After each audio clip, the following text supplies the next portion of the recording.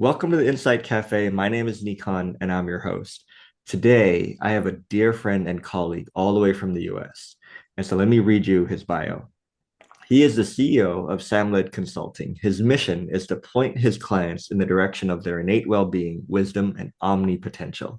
He is an ADHD coach, author of the book Beyond ADHD, public speaker, and host of the mental health podcast, The Fearless Now. He coaches individuals and leads online programs. Welcome to the show, Sam.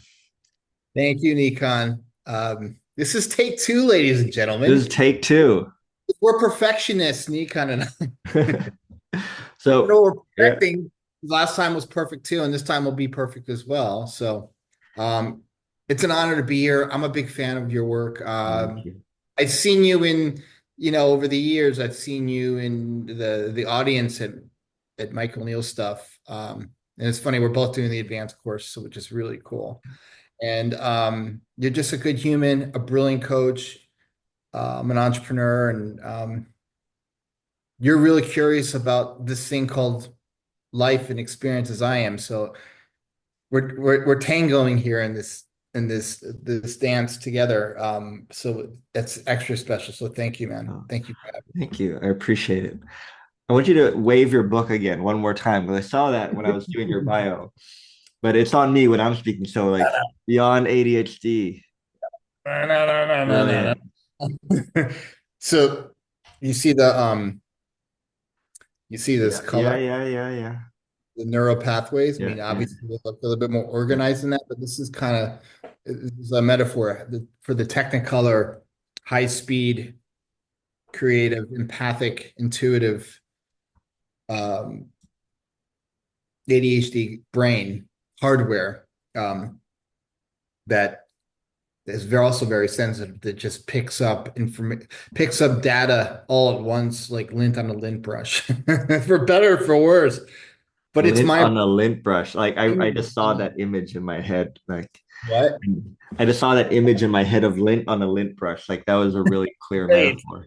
Also, I yeah, hate lint. I'm like, I got lint all over my shirt. But yeah, like I and wouldn't want any of the brain. also, It's my thank you for your kind words too. Let me add another zero to this check I will be sending. That's a very Thai joke, by the way. That's a very um in Thailand when you feel awkward for receiving praise, you reach in your wallet like okay, like oh like I mean good work, good work. Yeah, Venmo. So to kick this off, to give people context, I'd love for you to share your story. Like how'd you get here? What inspired beyond ADHD?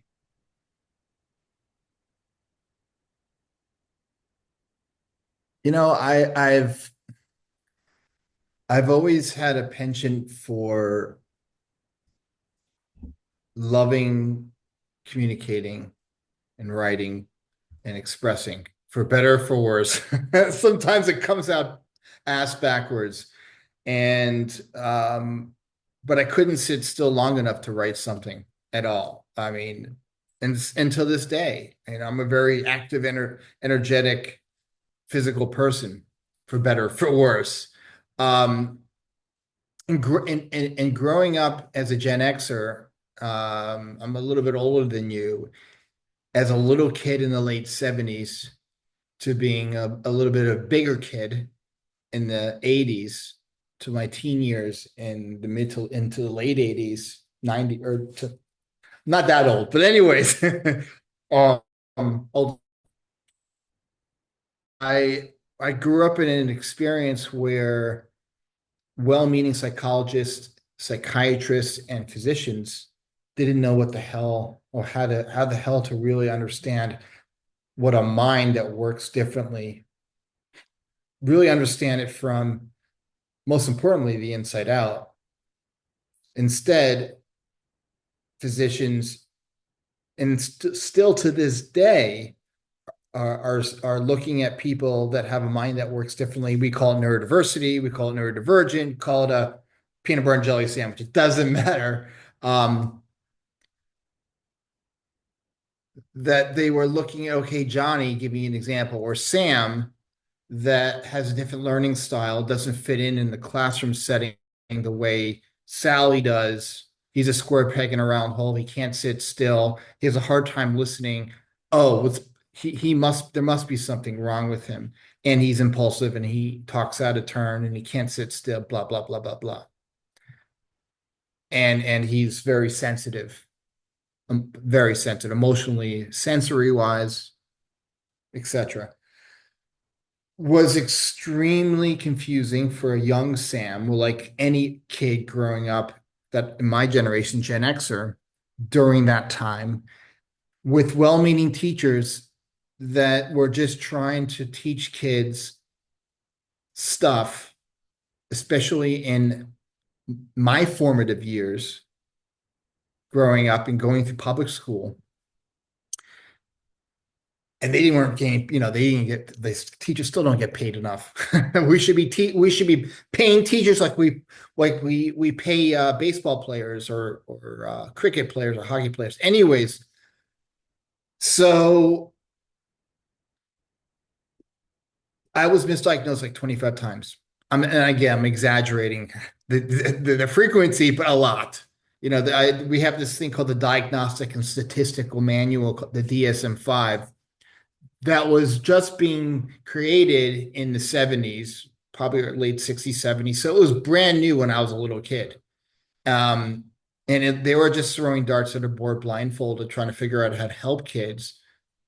And they were prescribing, psychostimulants like Ritalin and methylphenidate and Concerta, and not Concerta, but that was before Concerta, Focalin, and these other psychostimulants, and throwing darts at a board, hoping they would hit the target and help these kids. Only at the we were the guinea pigs, the ADHD guinea pigs, and I mean I didn't start taking. Well, I don't take it anymore, but I didn't start taking ADHD medication into my 20s because I was misdiagnosed. But more importantly, like no one knew what the hell they were doing. No clinician. They were doing their best with the outside in therapeutic experience that they were sharing with us guinea pigs. So I had to work really hard. I had tutors. I got in a lot of trouble, not like with the law, but more like, in terms of getting detentions and being sent to the principal's office. I didn't understand. I didn't think there was anything wrong with me. I didn't. It's like this teacher's boring me. I can't sit still. I'm curious. I'm curious. This is during the age like when PC computers were first entering classrooms in 1982. At age 8, I'm 50. I'll be 51. At age 8, I'm sitting. We had this Radio Shack, which was a chain of electronic stores. The TRS-80 came out, and I wanted to play with computers. The computer's all shiny. I'm in first or second grade. This is 1981, 1982. And I'm looking at this. I get up and I walk to the computer. I'm a curious kid, but I'm punished for that. You need to ask first. You got to raise your hand. I didn't understand that. And then, going to the bathroom as a little kid or a teenager in school, you have to ask for a pass to go to the bathroom. Like, none of that made sense to me. And my mind was going so fast, and no one really showed me how to use my neurocomputer to work for me. They were just throwing stuff at us to memorize, whether it's history, mathematics, chemistry, what have you, English. And I'm like, well, I'm just using my intellect growing up to memorize shit. But I don't know anything about emotional intelligence. I don't know anything about this technology, this gift called thought, this brilliant gift. I wasn't taught how to use my thought and thinking system to work for me. I didn't understand what emotions were.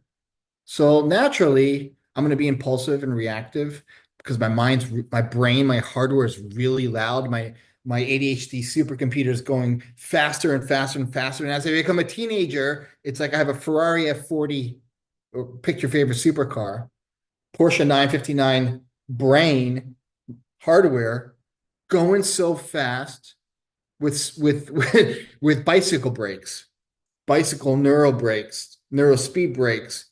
And I'm like, like think about like someone driving on the freeway that has had too much to drink. I'm bathing in my neurochemicals. I don't know how my mind works. No one knows how my mind works. I'm getting I'm only I've been growing up with people telling me what is wrong with me, right? And in 2000, at the age of 27, I'm finally diagnosed with ADHD. Um, and I'm given psychostimulants, which slow my brain down. I'm not going to say it doesn't work, but even at that age, I knew there was something that I was missing because I would have moments of just a good feeling where I knew how to do stuff, where the ADHD Netflix movie and all the creative and uncomfortable manifestations of the ADHD experience dissolved. I dropped out of where I could just do some writing. That liminal space, we call it the flow space, where it's like the sweet spot in a tennis racket. If you love tennis, I love tennis, right? Or for you, when Nikon, when you're doing when you're doing your martial Taekwondo. arts. Yeah. Yeah. Of course, I was going to say martial arts because Yeah. I Okay. probably It's just okay. to just to put a blanket label over it, Yep. just so I didn't mess it up. So doing your taekwondo, where you just land a punch or a kick, and it Yeah. just Yeah. lands Yeah. that space, and I started getting curious, like, I'm not in my AD. I don't have ADHD in those moments. I'm just free, clear, and present, and in a good feeling, not a dopaminergic good feeling that ADHDers are too familiar with, right? When we take our medication, I'm talking about a very ordinary feeling where things feel expansive, where I just know how to do things. I know how to turn left or turn right. I know just what to say to Nikon here in Santa Barbara, California, talking to him on this amazing mojo, and he's 7,000 miles away in Thailand or 8,000 miles away in Thailand. Just knowing what to say, where Nikon and I are present with each other. Like I had those flickers growing up and then getting into college and then getting into my career. I've been coaching for almost 18 years. I think it'll be 18 years in September. Um, and what I noticed was with clients and also in college, I would have moments where I just was present to what is and I knew what to do next. And I'm like, that if I've been labeled with ADHD and I have this attention deficit hyperactivity disorder, and that's my diagnosis, and I need to fix my machinery and I need to fix my thought thinking system in order for me to be a upstanding member of society and make a living. Um, and then try fixing it with therapy and talking about my childhood, talking about my past, and talking about blah, blah, blah, what I did yesterday and what's currently causing suffering in my experience. But then I have these moments where I'm free and clear, where my thinking drops naturally. What's that all about? Right. And so I started getting really curious. And then through life's trials, through breakups and divorces that I've had, and through working with clients, before I was even introduced to the principles, I was reading Eckhart Tolle and what's his name? I'm looking at his book right now. I read Still Power by Garrett Kramer's first book. And then my my lovely partner for 7 years, Jeannie, who's also a coach involved in this community, she drags me to my first 3PGC in 2018 or something like that. I'm like, what the hell are these people talking about? They're just talking random gibberish. But I had a really good feeling. Like I just felt just so blissed out, but not like high, but just like normal, present. I remember listening to Chip Chipman for the first time at the first 3PGC that I was being dragged to kicking and screaming. I'm like, what? This is this nonsense. They're not telling me anything I need to know. I'm like, and then I was just like, oh, I see where they're pointing me to because if I'm relying on my intellect, which always finds fault in judgment, and it'll judge everything around me, then I'm not going to get what they're actually pointing me to. Then I've been seeing this all my life because it is me. They're just reminding me that I am a feel good feeling. That's my essential nature. That's my innate intelligence. That's the gift. Like there's the cash and prizes right there. Um, then I know that that's me, and the noise is illusory, and the noise that shows up every day, like in all of us, is just there to remind me of what's possible when I'm free and clear. It's trying to point me to that I'm the thinker. I'm the Obi-Wan Kenobi. I'm Yoda, and that I need the noise in order to see the difference between what is true and what is um, not true in any moment of my life, in any minute of my life. What is true and what's not true. That I'm gonna have busy um, neural traffic up here, but at any moment, and we were just talking about this in your proverbial green room. Um, when I'm waiting at a traffic light, as this is the metaphor, I know the traffic light always turns green, even though I might have to wait a little bit until the traffic clears. And that's what's possible with the work that you're doing with your clients, Nikon, and the work that I'm doing with my clients. And it has nothing to do with ADHD. It's nothing to do with any of that. It has to do with at any moment, I can see what is true, and that we are always creating new experience in any moment of our life if we pay attention to what is true versus what's not true in any moment of our life. So that's my story. I'm holding on to, I'm sticking to it. Hopefully I didn't ramble too long. No, it was great. Thank you for sharing. There's so many great nuggets in there, and I hope people, I'm so happy we captured it so people can go back and listen to it. And there's one thing that you said I would love for you to expand on, noise. Because I think when I was a kid, that was a lot of things I suffered from too. There's just so much noise. And for me, Taekwondo was the only time when things were quiet. It was Taekwondo and video games. Like those Mm. were, and just hanging out with my friends. Like I would just spend more time there because it just got quiet in my head. And one of the things that you talk about is being okay with the noise. And something I'd like for you to expand particularly on is that you say this, you say this, what being okay with the noise and what can only be true in this moment. Like what does that mean true in this moment? And noise Yeah, too. Yeah. no, thank you. And that's a great question. I'll give you an example. So yeah, I'm very close to my family, to my parents, and um, I texted my mother just to check in with her, like we do or I will call her, and she on her mobile while I'm in between clients or, about going about my day. And I didn't hear back from her. And I started to go up in my head, oh my God, something's happened, right? There's radio silence. She didn't respond to my text last night. And I'm like, then I speak to my partner. I said, have you spoken to mom and dad, my parents? And they're like, yeah, they're fine. um I was creating a whole bunch of bullshit in my head about there's something wrong with my parents. I haven't heard from them. And then I get an email from my dad this morning. So I know they're okay. But my mind has a great imagination.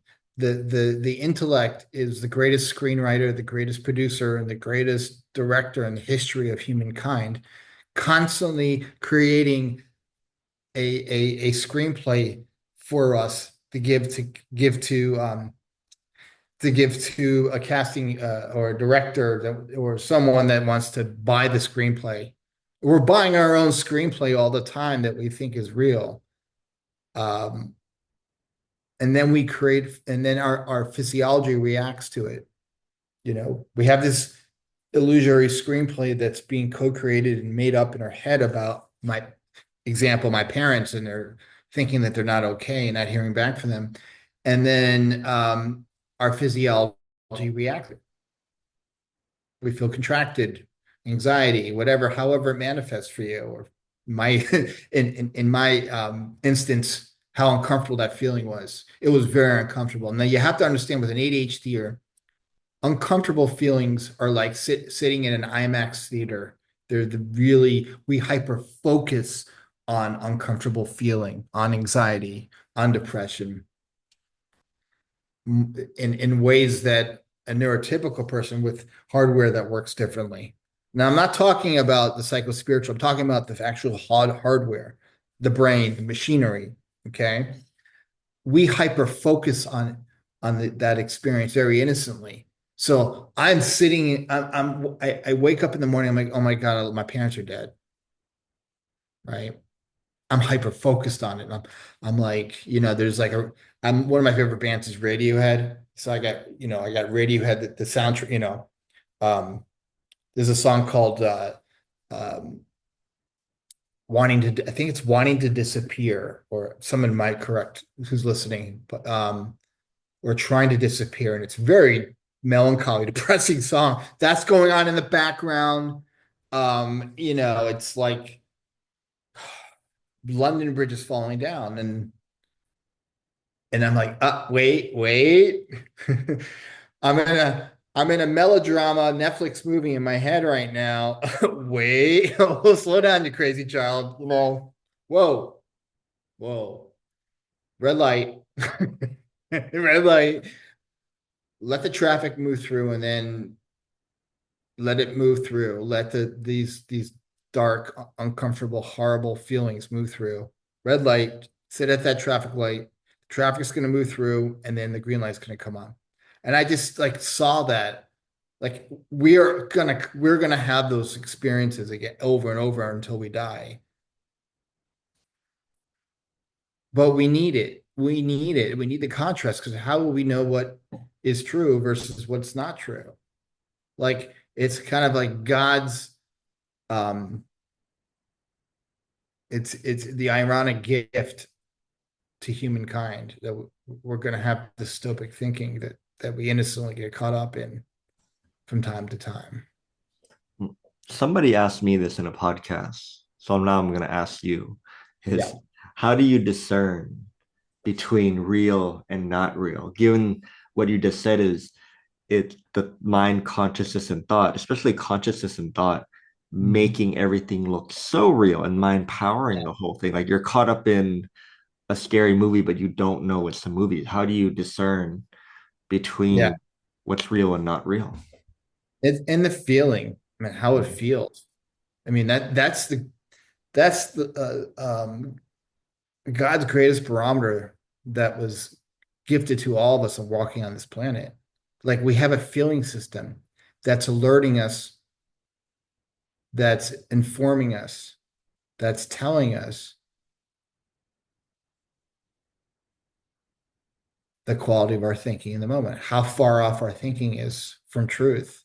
Like, if it feels like shit, it must be shit, and it's something you gotta you gotta flush it down the toilet. Like, it's waste. We have as one of my mentors and your mentor too, Dick and Bettinger says, like, we have an inhale and we have an exhale, right? The exhale is carbon dioxide. That's a waste product. When we're caught up in negative feelings, right? We have the psychological immune system that's built into us to alert us when our state of mind or our level of consciousness has dipped. It's not there to piss us off, and it pisses me off all the time sometimes, or to create suffering. It's there to alert us when our thinking has gone south. Thank God we have that. It's uncomfortable, it sucks, but it's friendly. And I'm not sugarcoating any of this. And ADHDers, because our hardware, not the psycho spiritual part, but our literal supercomputer between our ears. The actual hardware doesn't know that. Our brain doesn't know that. I always say the brain is stupid. It's a stimulus response piece of machinery. Stimulus response. ADHDers, it's hyper focusing on stimulus response. Like, and it's loud. It's like a Metallica concert between our ears. And it's going really fast. Really fast. We got the ADHDers are the fastest brains on the planet. Like now but see, that's window dressing, right? Because we're the manager of our thought factory. We're the conductor in the orchestra. And that's to me the greatest gift. Like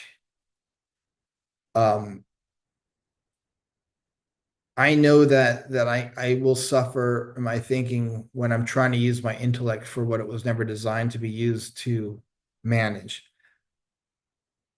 But Sam or Nikon, we have ultimate locus of control, or we have ultimate agency over it.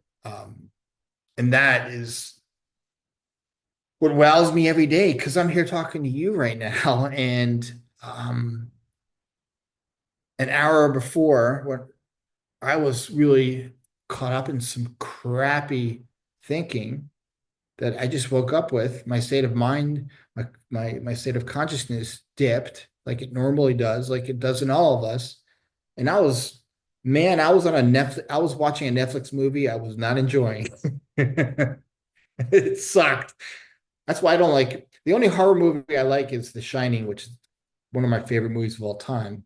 I think maybe because it's a psychological thriller. I don't like slasher movies or gore. I can't stand it. But I do like The Shining because reality it kind of fucks with you, excuse my French. Like if you watch The Shining, have you ever seen The Shining?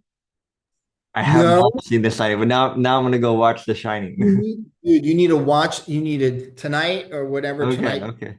I know you're like 11 hours ahead of me, or Yeah, yeah, yeah, I think it's almost nighttime. yeah. Go on Netflix and watch it. Um, and you'll see what I'm pointing to. And the reason why I love The Shining because you're in this, as Michael Neal calls it, the house of horrors. I call it the ADHD house of horrors, right? And you know while watching it that like you don't know when you first watch it that they're actually, that it's that everyone in, I'm not going to give it away, I promise. But all the characters are in this movie are like losing their freaking mind. But reality is blurred. It's distorted. It's contracted. Like, is this real? Is this really? Are there real phantoms and ghosts and demonic entities, or are they just because they have cabin sickness, they've lost their shit and they're having a psychotic break from reality? But you see moments of lucidity in the spaces in the different, and as the movie goes on, you see, well, if I'm really scared and watching The Shining, I can hit pause and walk out of the room. Or just turn it off completely and watch something else. That's the difference. It's like they're in that, the characters are in that movie and they can't get out. I can. If I don't like this movie, I can freaking turn it off and watch something like a comedy or like what have you. And that's what's on offer. And that's what, I share with my clients. And that's what Nikon shares with his clients. And that's what I was never shown growing up. Because I was in the house of horrors. Not to say I don't go up there again sometimes in that haunted house, metaphorically speaking, with the thought thunderstorms and the scary ghouls and the people chasing after you with a knife in the darkness and all that stuff. Not to say I don't go up there sometimes, but I know that that's illusory, that I'm making that up. that I've always made it up. And that's, I need that. I need the haunted house. Um, but I always know that like if I'm really caught up on it, I know that there's a door to the haunted house that I can open and go back outside to the beautiful sunny California day or Thailand day. And I know that's what's possible. Um, that's always on offer, whether I like it or not. And I know that if I try to think my way out of it, I just get stuck there longer for a longer period of time. So choose your suffering or open the door and walk out. Well, there may be a little bit of time that it takes for me to walk out. Maybe I need to see something in the haunted house. I don't know. You know, everyone has a different way of looking at this. Maybe I do. Most of the time I don't. Most of the time it's not helpful. Most of the time it's just noise. Most 99.9%, 99.9% of the time. It's just so like I wish I learned how mind works, how we work when I was 5 years old or seven, when I was really, really suffering. And you have all these, and again, they're well-meaning, they don't know better. They just been conditioned and trained to look out at outside in. If I was, if you know, my first grade teacher showed me flashcards about how this all works. Oh my God, dude. It would well, I'm grateful she didn't because we wouldn't be having this conversation right now. You're like, I'm fine then. I don't need to, yeah. That's it though. Yeah, isn't that interesting Yeah. though? Like I needed to find this out later in life. Hmm. You're in your, Yeah. I don't want to guess your age. You're probably early 30s, late 20s. Late 30s. Bullshit. The Asians don't crack. Nikon has the greatest facelift and Botox. I'm kidding. Anyways, it's the martial arts and I think just because Thailand gets what we're this much more than okay. I'm generalizing and I'm judging. Okay, sue me, America. But the Thai people, some of the most gracious, kindest people. Anyway, so yeah, Yes. I'm sticking to that, and I'm sticking to Nikon being in his late 20s. So Wait, yes. Okay. The Thai government would also like to send you a check. they have no problem attracting visitors. I think Thailand is one of the most visited places on the planet now, for better or for worse. It's a nice energy about it. And so I want to go somewhere with this is, and one of the things you talk about too, about your approach to ADHD is approaching it from a space of not knowing. And I'd love for you to expand on that because one thing you talk about in your work is how when you approach ADHD from a space of not knowing, it reduces suffering because you have less thinking about it. And I'd love for you to talk about it because I know habitually in society, people approach ADHD with so much judgment. It's not like, oh my God, yes, they have ADHD. It's like, ooh, you know, I'd love for you to speak to that. Yeah. Well, let's go back a second because there's some backstory. So growing up, again, I'm aging myself because I think it's important for context. Um, if you're a Gen Xer and you grew up in the 80s, were a little kid in the late 70s, and in my experience, the judgment of having a mind that works differently, man, it was like we were in our own little personal Alcatraz prison. Like, and they still some public schools do this to this day. Like they created buildings for kids like me in schools. I remember in high school, I spent half the day in like gifted advanced placement classes because the part of my brain that worked really well, there's nothing wrong with my brain. It's just, but in the eyes of the educators, part of my brain that worked really well, Sam deserved to be in honors in this country. It's like gifted, advanced placement. You get the gist. high end, classes were anyways. But the other half of the day, or for 2 or 3 hours out of the day, I was in the building with they called it slow, I swear to God, SLD, slow learning development. I mean, let's traumatize the kid even more. He's going to walk in a building called slow learning development. And what was the other one? It wasn't mental retardation. Yeah, it was like mental retardation, something like that. Okay. Oh, EH was another one. Emotionally handicapped. I swear on my life, I had to go into that building for 2 or 3 hours because of my, I think like things like reading comprehension and mathematics was not my strong suit.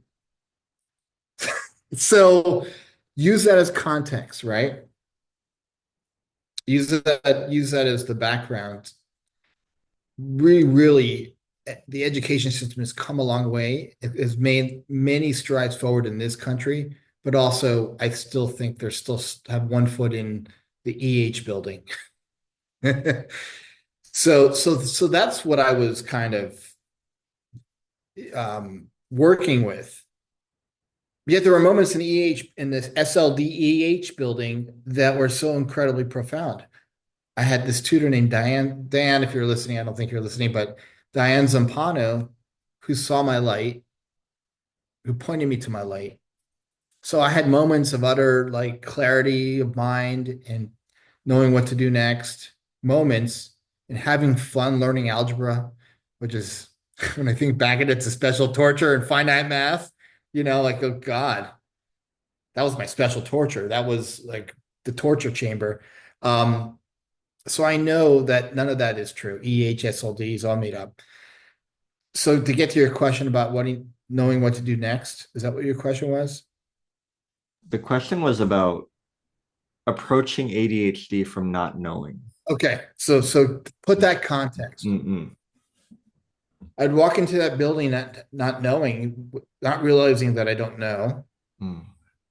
not having a lot of thinking sometimes, walking into that building.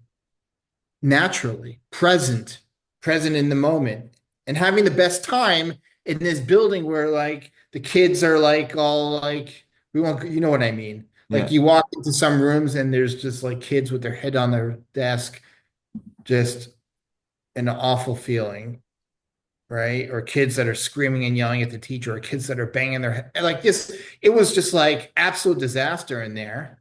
The kids are segregated. They've never been pointed to what a good feeling is or to what is possible when we take our hands off our thinking, we Mm. pivot to presence, right?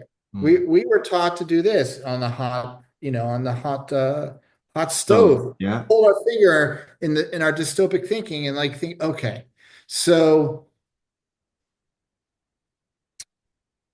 once I started to see that having a good feeling in circumstances that I was in, Mm.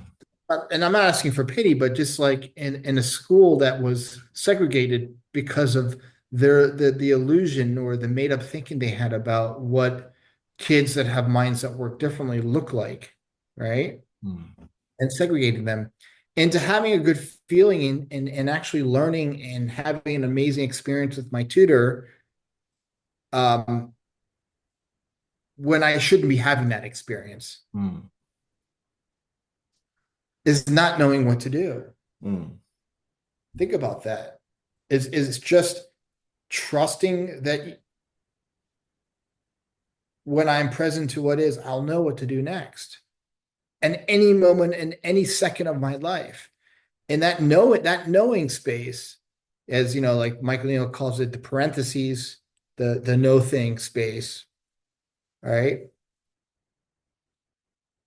I started to see like when I wouldn't prepare for, now I'm not saying not to prepare, when I wouldn't prepare for a speech beforehand, when I would just speak from what I know, when I speak from my experience, when I'm not focused on Sam, I'm focused on the audience, or I'm focused on my friend, or I'm focused on my client. I just know what to say. I know what questions to ask. Where the hell does that come from? I know how to be Sam. I know, like Nikon, you show up and just you just show up, and it's like a come as you are game, right? A come as you are party.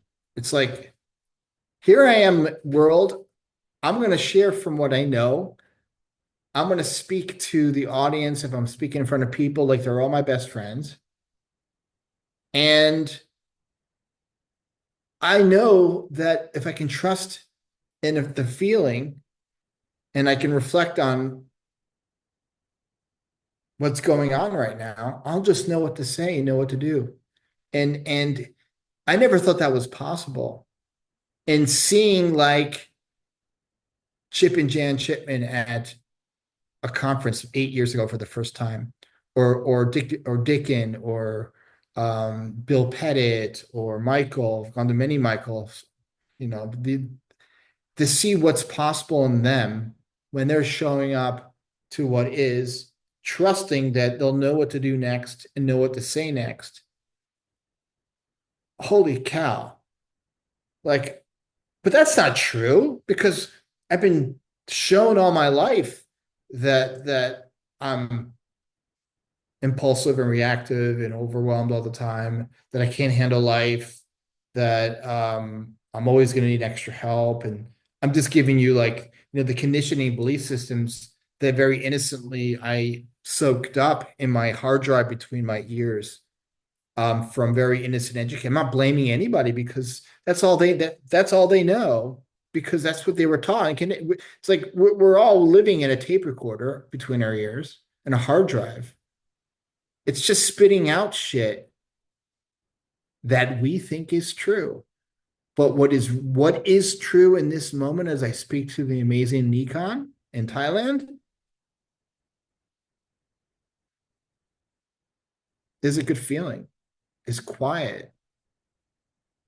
That I know that your audience is going to benefit from this conversation, is going to see something possibly. I don't know.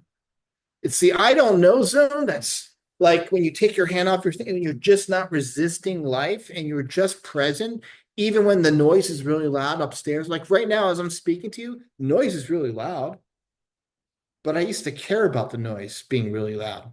That's the only difference. I used to care.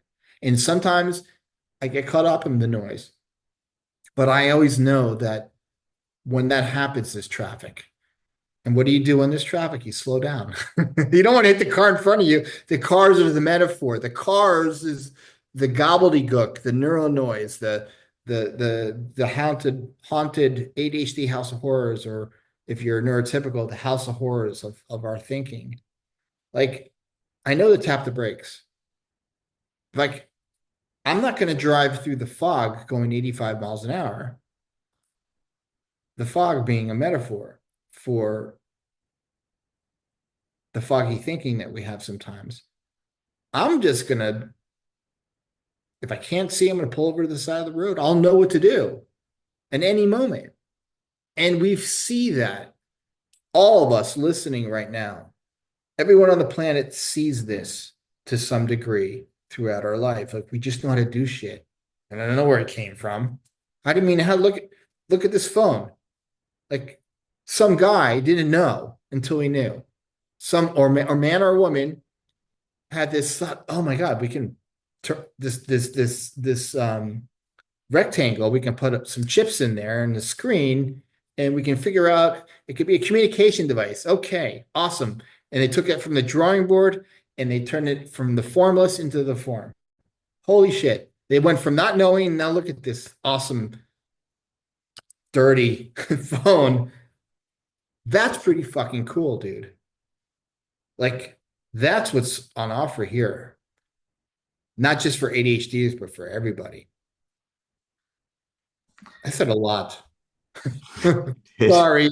No, it's good. It's what I got from that is, firstly, having thinking about ADHD on yourself is really not helpful. Like, oh, given that I have ADHD, A, B, C, D. But when you even just approach yourself from not knowing, and people approaching ADHD from not knowing, you create so much more space and freedom to see deeper, to see new things. And then I loved how you pointed to how when you don't know, you're really opening doors to so much more, so much depth into what you can see and what you can understand about life. Like I loved all of that. And I so resonate with it too, because I mean, I used to get caught up in a lot of thinking, especially as a taekwondo athlete, right? Like, oh, winners are like this, losers are like this. So I must be a loser because I'm not winning, right? And then if I did win, I'd be a winner for a little bit until I'd lost, you know. And Right. how I wish I didn't spend so much time thinking about it and just spent more time in the game and just being in it. Yeah. Yeah. I love that because like Nikon, like you don't know what's going to happen when you go on the mat. You're like, Yeah. I don't know. I don't know. But Yeah. if you're up and you're thinking about it, Yeah. you know, I mean, you can't think like you have to be listening, like listen, like that's it's like if you're in your head or not, if you're listening. If you're thinking, you can't like think and listen at the same time. And like imagine if you're like thinking, your hard drive is whirring and you're paying attention to the hard drive between your ears, buzzing and whirring, and you're on the mat, you're fucked.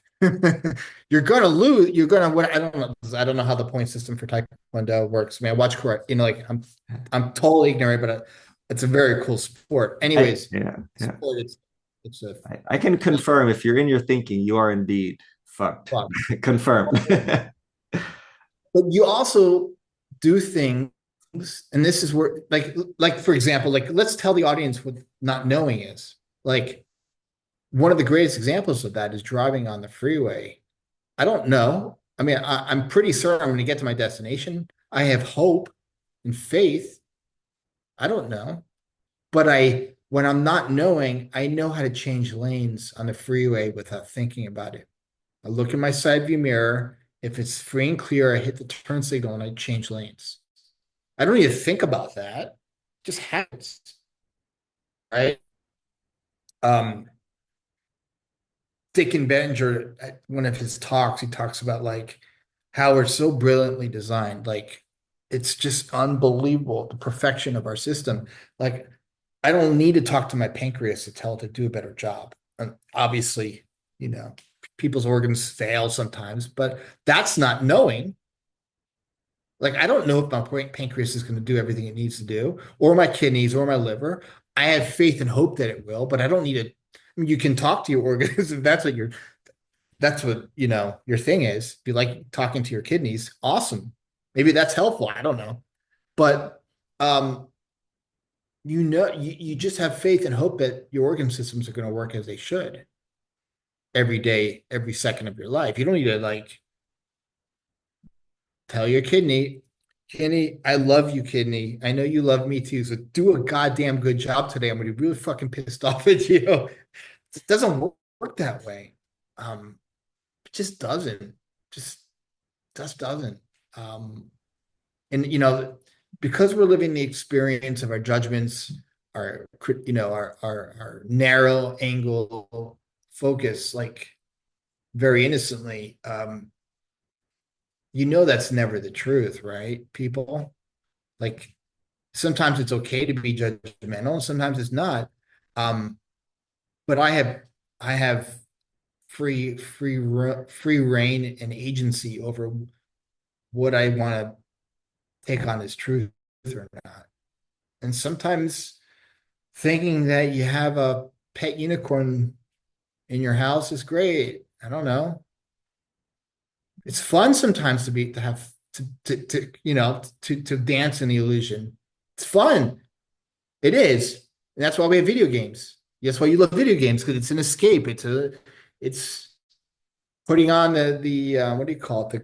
The virtual reality goggles, the Oculus glasses. Sometimes it's fun to play make believe, but I'm not going to take that on as truth when I'm suffering in it, because that's not what truth is. We're made of truth. We're made of, not to get all pithy, but we're made of good feeling. Like that's our essential nature. That's our true north. That's who we are. And all the great sages have been pointing us in that direction since freaking time immemorial. And we ain't been paying attention. I mean, just look at what's going on in the world. I mean, I don't want you to y'all to, because what's the point? But like, if you want a glimpse into what a low mood looks like, or a lower level of consciousness, just look what's going on in Ukraine. But and in those moments, people in bomb shelters are having real expansive experiences of love for each other and uh, compassion and all those things. Like even within a war, we see this space. I had a client that was actually was Dnipro, the town that she was in, was bombed. And this is early in the war, and they were able to get out and go to Poland. So now I'm speaking to her. She's in Krakow, and she mentions so many moments of just peace, even amidst the bombs coming in, and just feeling loved by her neighbors and feeling grounded and present. Well, our intellect or the media, I think the media is just like a metaphor for our intellect, you know, the social media, the mass media, they're telling a whole different story. Like there were expansive moments during that bombing, and even in those terrible moments, there was love and peace, if that makes any sense. I know that sounds, our intellects just say, well, that doesn't make any sense. It's horrible. And yeah, war is horrible. It's when thinking goes really sideways, we start believing it to the point where we end up trying to kill each other. And that's all war is, right? So I'm sticking to that. I hope that answered the question in a long way. Anyways. I believe it answered many, many questions. Thanks for sharing Okay. so generously. There's Yeah. there's one thing too that you speak about, and it's about how not to be afraid of our experience, the noise, even during the most difficult outside circumstances, like your client in Ukraine. So here's the question with that is how do you not be afraid of your experience, right? When you don't know you're caught up. I can imagine people who have ADHD who where their experience does look really scary because things are happening really fast and they feel overwhelmed. Like, what would you say to that? I love hiking. I love hiking. I'm in Santa Barbara. We have incredible hiking trails. We're really spoiled and blessed. Kind of how you guys are with the ocean, like Thailand is some of the most amazing beaches in the world. We all know that. Anyways, occasionally I will come across a rattlesnake, right? Um, I used to freak out, right? I would go into fighter, again, the fight or flight mode piece, that's very normal for the body to, either attack or run away. That's very normal. But I continued to see these rattlesnakes, and yeah, it's frightening. It's startling. You hear this, you know. But the next time that I saw the rattlesnake, I wasn't as startled because I trusted that would know how to get around the rattlesnake, even if it's literally. It's happened where rattlesnakes would come across my path. But when I saw the first time, what scared the crap out of me, scared the shit out of me with this rattlesnake on the trail, I'm like, oh shit. My imagination was freaking making a whole mountain out of a molehill. Like, yeah, I don't think I'd want to be in bed with a rattlesnake. Like I don't think I'd want to have a pet rattlesnake, but I know that 75% of the danger is my mind making up the danger about a rattlesnake. Whereas I have built into me and I know what to do next system that's constantly informing me of what to do next. If I trust that versus what my mind, the the Netflix movie, the dooming, the auto tragic, was it like Snakes on a Plane? Remember that movie? Snakes on a Plane movie, was it Wesley Snipes? It was a No, terrible movie. Samuel Jackson was like, Samuel I'm tired of these Jackson. goddamn snakes on this motherfucking plane. It's not snakes on a plane, ladies and gentlemen. It's one rattlesnake. Yeah, rattlesnakes can be dangerous, but so can driving, and so can the bathtub. But see, like, I know when I want to take a shower, I know I can slip and fall and break my neck on the tile, but I know because I've made up stories about shower bathtub equals enjoyable, and I get clean and it's relaxing. Rattlesnake, danger, um, death, injury. They both, the stories we made up about rattlesnakes are pretty crazy, but yet there are a lot of people in the world that have pet rattlesnakes and like love them and kiss them. And, so it's like, yeah, you're gross. Yeah, no. I'm like Indiana Jones. You remember Indiana Jones? He was always scared of snakes. He hated them. I'm like that. But I used to care about being scared about snakes. Like, so now when I see a rattlesnake on the trail, I don't, I'm not paying attention to the crazy stories about what I've been conditioned to believe about rattlesnakes, just like the bathtub or the shower. One is the story about rattlesnakes is a lot more intense than the story about my bathtub or my shower. But they're both stories. Like they both could be possibly dangerous, but yet I still need to take a shower and I still want to go hiking. So so when I see a rattlesnake, I just know to walk around it, run past it. Snakes not don't chase after us. But my mind will make up a story. Oh, it's snakes on a plane. I remember Snakes on a Plane. Samuel L. Jackson, motherfucking snakes on the plane. So like that's one grand example. Like people still go on hikes when there's mountain lions. I'm in the mountain lion capital, bear capital of the world here in Southern California. This They're everywhere. Or California mountain lion, whatever you want to call it. I'm sure someone will correct me. But I'm still going to do it.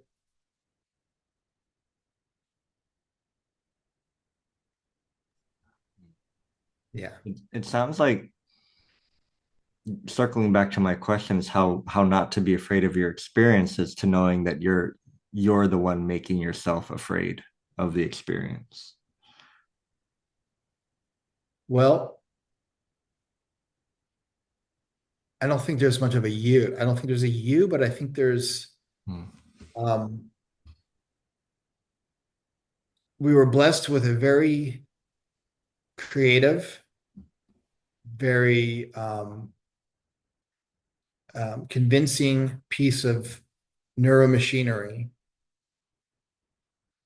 that creates great literature and sculpture and movies and cars and all kinds of computers and health advancements, but it also can create very scary illusory realities that we sometimes take on as truth.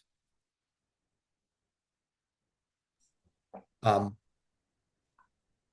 it's up to Nikon or Sam or Bob to take on that illusory reality as truth or not. Like when I first met Nikon, I created a little illusory reality on Nikon. He's in his 20s. He's a young dude. Um, he's he's a really nice guy because he's part of our community and he's friends with Lily and he's got great energy about him. He's into the martial arts. I created this illusory reality about Nikon. But if I was, but also Nikon also gets upset and he gets anxious and he gets overwhelmed and he gets, it's like if I met Nikon on a day when he was pissed off, it'd be a different creative illusion, a Netflix movie that my mind would be creating. So like, but none of that's true. What's true within all of us is that our innate essential nature is well-being, is peace, is calm, is loving, something much nicer than the temporary distortion that our mind is making up in the moment, whether we like it or not. I can, and again, I'm not saying that illusory reality isn't true. It's what you think is true that makes it true, not something that I need to worry about that. Because at any moment I can choose what virtual reality that I want to be in, right? It's like, why do you think adults go to Disney World?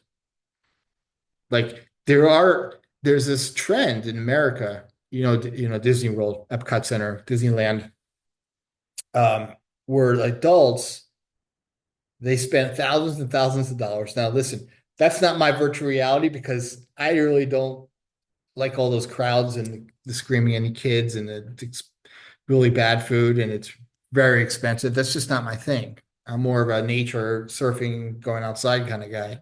That's just my thing. That's my virtual reality. Um, but some adults go to Disney World because they enjoy that virtual reality. Fantastic. It's just not for me. That's their virtual reality movie. And it's not, there's nothing wrong with it. I could judge them. They're 50 years old, 60 years old, and they're going to Disney World with their spouse or loved one. But that's, if I'm judging them, then I'm just suffering in my own judgments about an adult going to Disney World. Like, so what? They're furry conventions. Have you seen that? God bless them. Who cares? Like, they love, their furry reality. I mean, Got it. it's just like we're doing it all the time, but it's like you can choose in any moment, whether you're rich or poor, healthy or sick, young or old, what reality you want to live in any moment. Hmm. But see, with an ADHD piece of hardware like mine, growing up, I was never told any of this. I was sit down, shut up, right? Don't be a moron. Like that's what I grew up with. And I had wonderful parents. It's not them. I grew up in a different generation where the public school system and even the college system is not geared for minds that work differently because very innocently they've been conditioned to believe that it's only one way. And yes, maybe we've made advancements in that. We've loosened the grip a little bit. And it's, if you go to like a Montessori school, right? Like one of those alternative learning schools, great, but they're also 30 to $60,000 a year. So like we've made advances in that, but at the same time, a lot of ADHD kids are still suffering because they don't know about this understanding. These forces called mind, thought, and consciousness. It's how we work. It's not like a freaking technique. It's how all of us work. And for me, man, blew my hair back. I was, and you're old enough to know that, but maybe you don't. Then there's this Max Out commercial, the tape, recording tapes, analog, where there's this guy. It's a poster. I used to have the poster where he's sitting with his sunglasses on, and there's two speakers in front of him, and his hair's being blown back. The sound, because the sound's so good. That's what this understanding did for me at middle age. Like, holy shit. Holy shit. Um, and I'm not sugarcoating anything. I'm going to go back up into the House of Horrors.